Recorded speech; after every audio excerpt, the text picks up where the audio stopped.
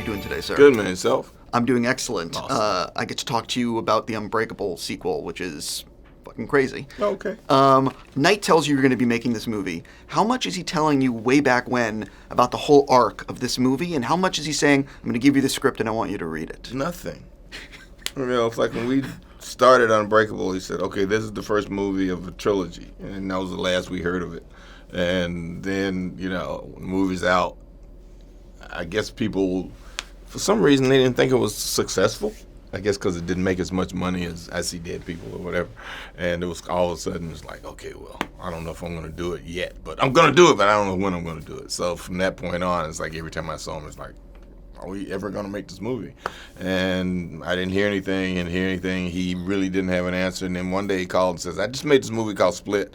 I want you to watch. And I was like, why? He's like, just watch it and we'll talk. So he set up a screening for me. I watched it. I see the tag. I go, oh, so what's that mean?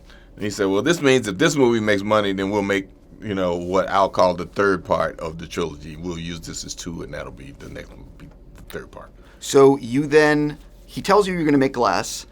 And how much is he telling you then about how, because the third, I can't talk spoilers, but there's a lot going on in the third act. Mm-hmm. And how much did you know about that?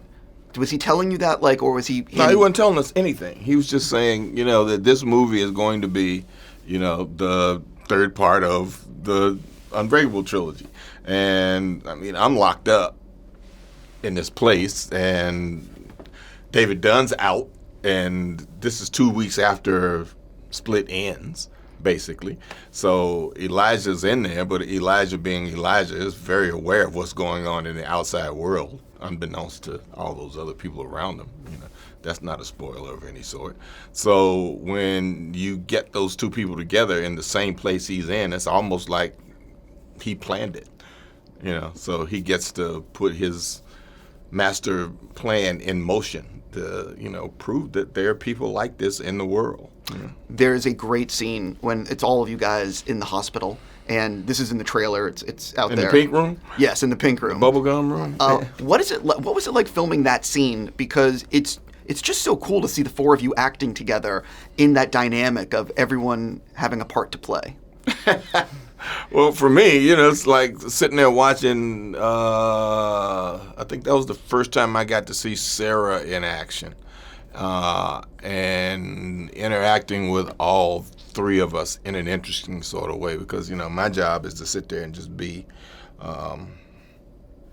Elijah on whatever it is they've given him, but trying to figure out an active way to be passive.